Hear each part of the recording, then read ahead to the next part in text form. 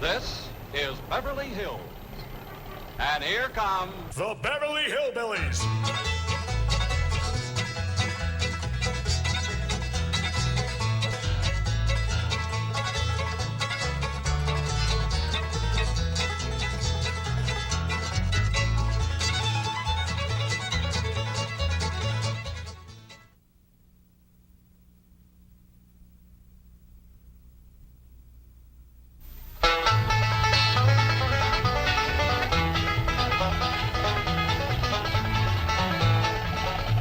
Come on, let's find that house we bought. House they bought? In Beverly Hills? Whoa, wait a minute, hold it. How could a bunch of hillbillies possibly buy a mansion like this? Let's take them back to their home and see how this whole thing started.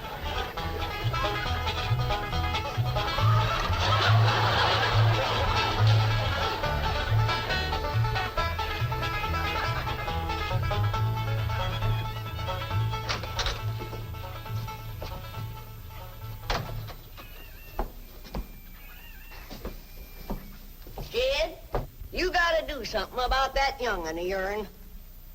How'd that happen? Fighting with a bobcat. Get hurt? I reckon so.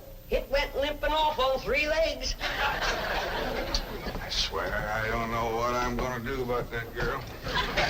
Well, the first thing to do is to get her into a dress. She's getting too big to be wearing man's duds. Looky here. She's done popped the buttons off of her shirt again. Well, Ellie Mae carries herself proud, with her shoulders throwed back. It ain't her shoulders that's popping these buttons. Fully growed up, rounded out, female woman. Time she started acting like one. Well, one of these days, some boy will come along and start courting her. They came courting when she was 12. What did she do? She whopped the tar out of them. Well, it ain't fitting. Girl running around as wild as a cougar, wrestling, fighting, and hunting. She ought to be doing woman's work. Helping me with the steel. Yeah, I'll speak to her. Oh, that reminds me. Better go down and stomp out the fire under that mess. Hold on now, Granny. You ain't gonna stomp out no fire like that, are you? Huh? Oh, of course not. Don't want to burn my shoes. Huh? Granny, somebody open the door. Howdy, Pa. What you got there? Stranger, Where'd you get him? I beat him with a rock. Sure. He was skulking around down by the slough. Figured he might be a revenue. He ain't no revenue. Then can I keep him? Of course not. Well, I caught him. Don't matter. Well, he won't be no trouble. I could keep him out in the smokehouse. Ellie Mae, you can't keep people like they were dogs and cats. Ooh! Ooh! Ooh! Ow! Ooh, that's hard!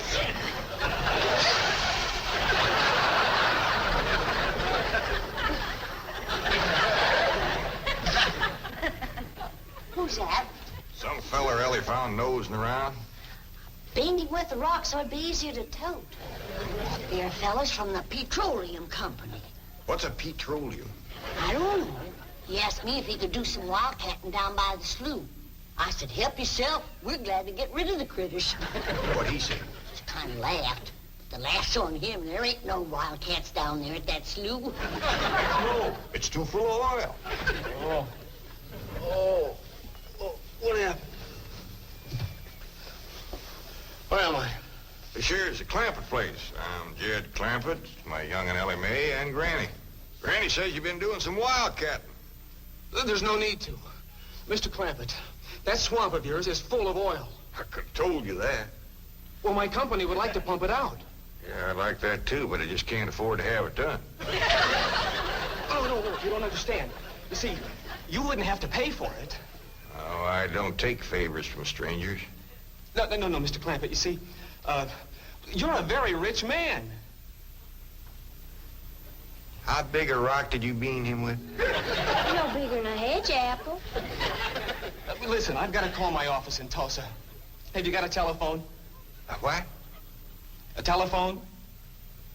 Well, maybe one of your neighbors has one. It's well, down in this country, it's probably a box attached to the wall. And, you talk into it, and they can hear you in Tulsa. Maybe you better sit down for a spell. Oh, I haven't time. Listen, where's the nearest airfield? Airfield? You know, Granny, that's one of them there fields sets up in the air. Oh, never mind. I'll find it myself. Listen, now don't you sell that swamp till you hear from me. I'm flying to Tulsa. Now he thinks he's got wings.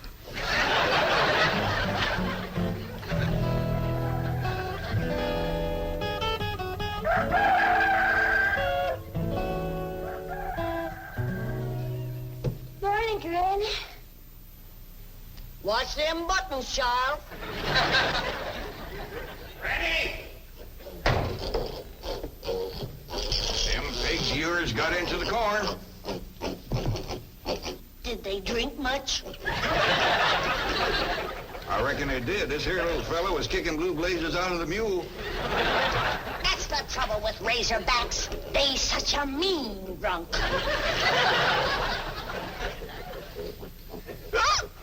Yeah, this wouldn't happen if you'd stay in the house where you belong.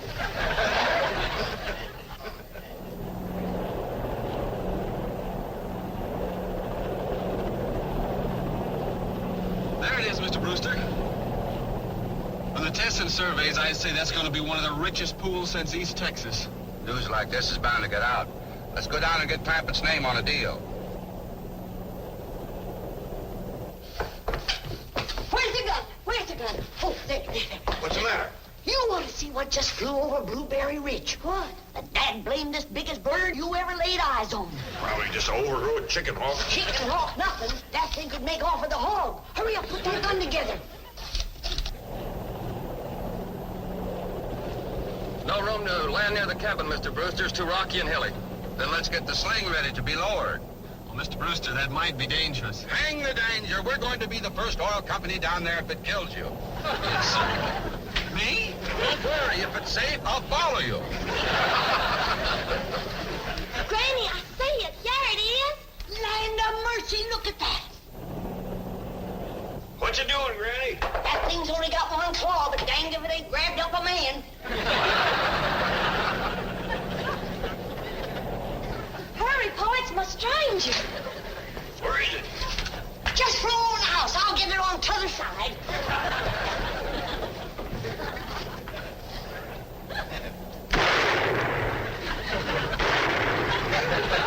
You kill it, Granny? No, but I made it drop that stranger.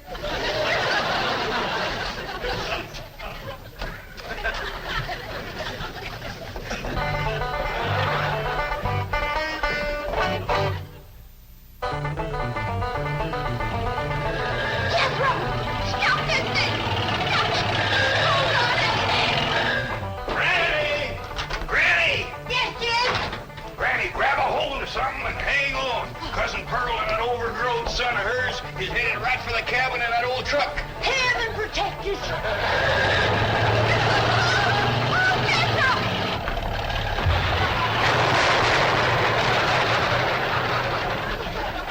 Did they hit us, kid?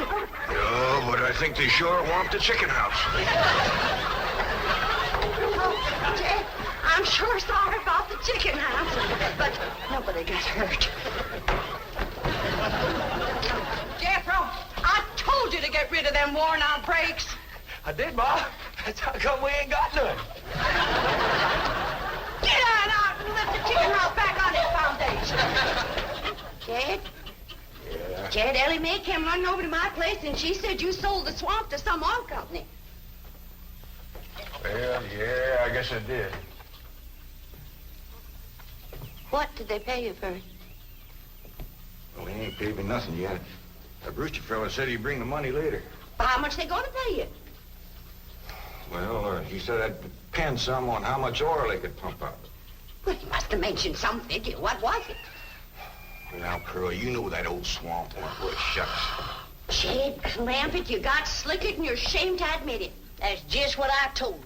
Granny, how much they gonna pay him? All right, I'll tell you. He said it runs somewhere between 25 and 100. 25 and 100?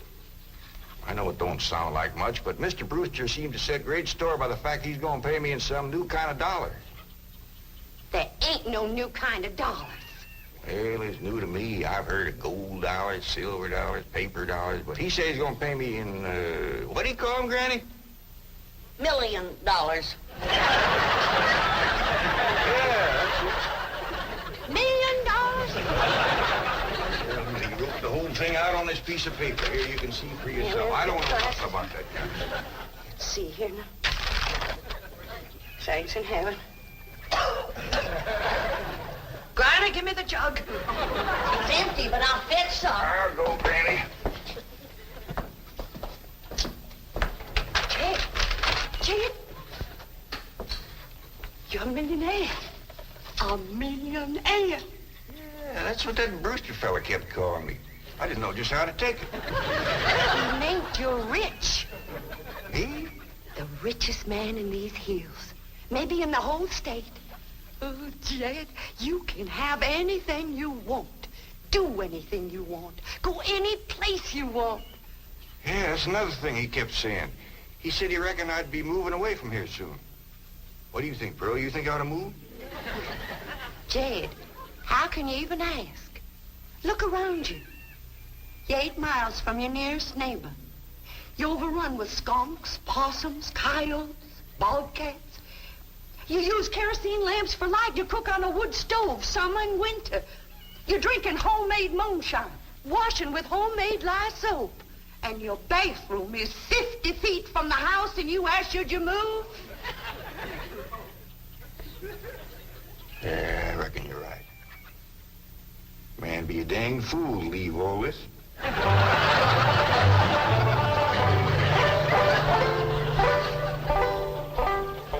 Oh, there you are, Jed. You misunderstood me. I meant you should move away. And you know where I'd go if I was you? Where? California. California? Yes, sir. Beverly Hills, California. Jed, remember the time that your pa took us to Eureka Springs to see the movie picture? Yeah. Well, the actors that make them movie pictures live in Beverly Hills. Go on. Yes, sir. Well, doggy. Ain't that be something? Living in the same neck of the woods with old Tom Mink. It sure would. And we could come visit you. You know what else they say about California? What? It don't get cold out there. What don't get cold out there? Nothing don't get cold out there. They don't have no snow or no ice. Can't they bring some in? They don't want it. That's why'd be so good for Granny. Remember last winter when she slipped on the ice and broke her hip? Yeah, poor old woman. She was limping for 2 days. Well, that couldn't happen in California because they don't have no ice. How come? I don't know how come. But Granny'd sure like it, and we could visit you.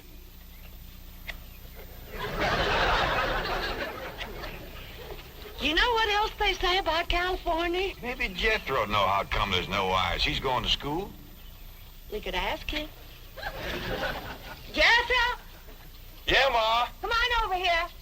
Speaking of school, Ellie Mae could get herself a fine education out there in Beverly Hills. Yeah, Ma? Your rich uncle's got a question he'd like to ask you. What rich uncle, Ma? Your rich uncle, Jade. Jethro? How come there's no ice in California? Don't look at me. I didn't take it. You big dumb. Well, I didn't, Ma. Oh, get out of here. Well, you always do. I didn't mean I was saying, Jan, folks claim California's got it all beat. Why, things grow twice as big out there. Jethro would be a whopper, wouldn't he? He could help you move. He's awful handy at lifting and toting, and he could drive you out in my truck. I tell you what, Pearl. I'm going to have to study on this. When that Brewster fella comes back, I'll ask him what he thinks. Well, your cousin is right about that, Mr. Clampett. Beverly Hills is a choice residential area, and lots of millionaires do settle there. Folks like me, huh? Well, millionaires. And movie stars, too. Oh, yes, yes. Is Tom Mix there? No, I'm afraid Mr. Mix is dead. Oh? Oh, yeah. What's the matter with me? Remember, Pearl, he got shot at the end of that picture. Well, there are plenty other movie stars, and that's where Jed wants to live. Ain't it, Jed? I do like the notion of living in the hills. Never could stand flat country. Mr. Clampett, I think it only fair. That is, well, I think you may have a wrong idea about Beverly Hills. Is that where you live? No, my home is in Tulsa. Well, say, maybe you could get us a place there in your neighborhood. Mr. Clampett, let's not beat around the bush. You will love Beverly Hills. Then that's it. Can you steer Jed onto a good place? No, I can get the bank out there to handle it for him. He'd like a nice big place with plenty of room for his kinfolk to visit him. I would like a nice, roomy place if I could afford it. Oh, Mr. Clampett, with your money, you can afford the Taj Mahal. Okay, I'll take it. Well, no, you see, I was just making a little joke. Oh, well, go right ahead. Well, you see, the Taj Mahal is in India.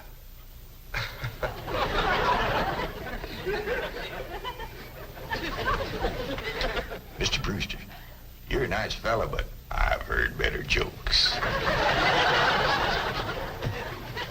Is the foreigner staying to supper?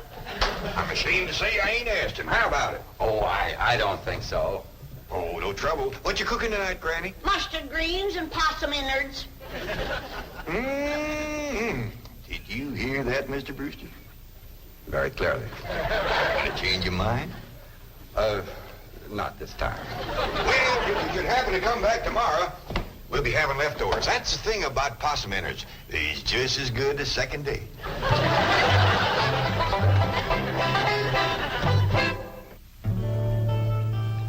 Kelly, if old Duke sits there with you, there ain't gonna be room for Granny. Oh, that's all right, Paul. Granny ain't gone. Who says she ain't? She says she ain't. That's right, Uncle Jed. She's just sitting on the back porch in her rocker, and she says that's as close to California as you're gonna get her. We'll see about that. Dang if I ain't got me the muleyest women folk. We ain't never gonna get there.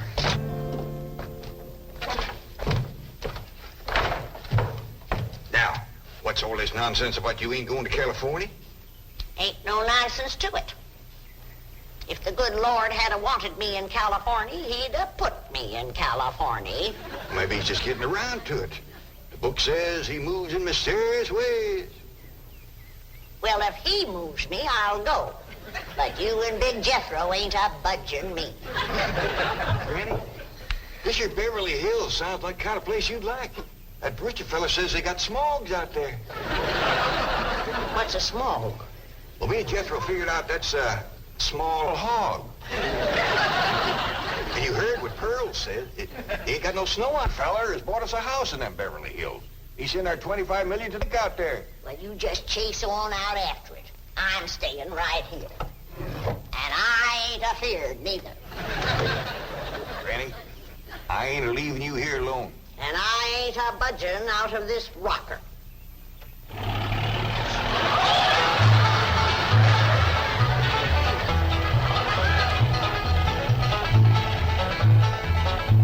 Jethro, what does that sign say? It says Beverly Hills. You hear that, Granny? We're there. They call them hills? Why, we got moles that can push up higher ridges than that. Well, leastways, these hills will be among our kind of folks.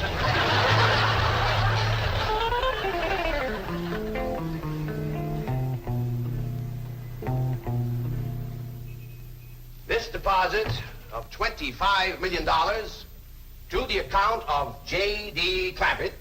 J.D.? As in Rockefeller.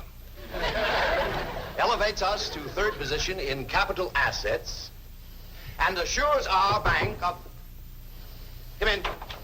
Oh, I'm sorry to interrupt, Mr. Drysdale. All right, Taylor. Well, are we all set to give the Clampetts a red carpet reception? Well, I'm afraid Mrs. Drysdale still isn't too happy, sir. Yes, I know. Oh, my wife is very upset that I got the estate next to ours for the Clampetts. Says I don't even know what kind of people they are. Do you? I know to the dollar what kind of people they are. They're my kind of people. Loaded. Taylor, have the gardeners got the grounds in order? Yes, sir. But I'm afraid that's another thing your wife is upset about. Oh? Well, you see, your gardeners have been working on their lawn all week. Why, they've mowed it, trimmed it, fed it, clipped it. I don't care if they lather it and shave it. This is the most beautiful mansion in Beverly Hills. I want every square inch of ground within those walls in apple pie... Yes? Oh, hello, Margaret. No, dear, I'm very What? Oh, good heavens, did you call the police? I'll be right there. What happened? The Clampett estate is being invaded by a band of outlaws. Invaded? Yes, they're holding the gardeners at gunpoint.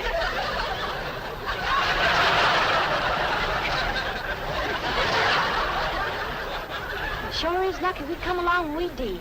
That's the truth. The way they were slipping through that gate, another 5 minutes and that whole darn prison would have been empty.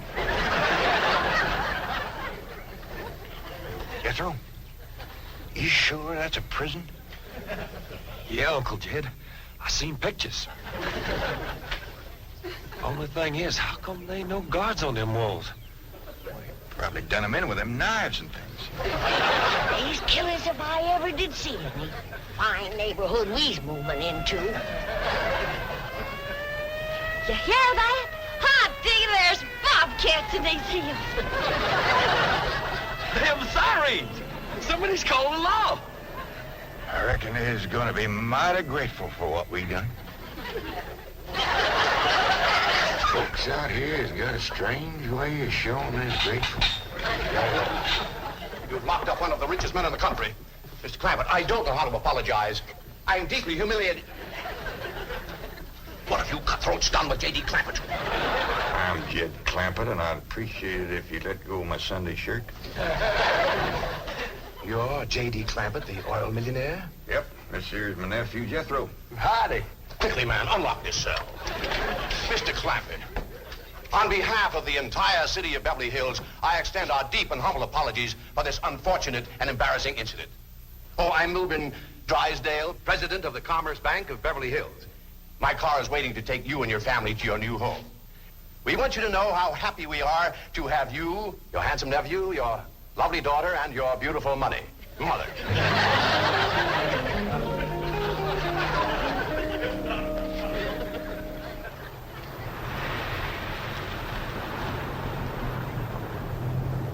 a minute!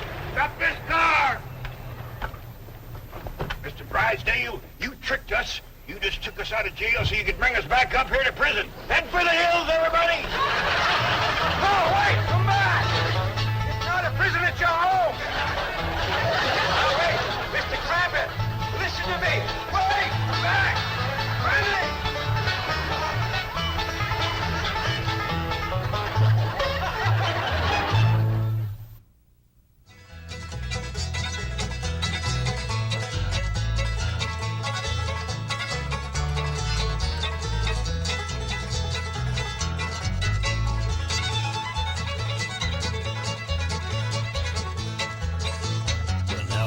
Say goodbye to Jed and all his kin.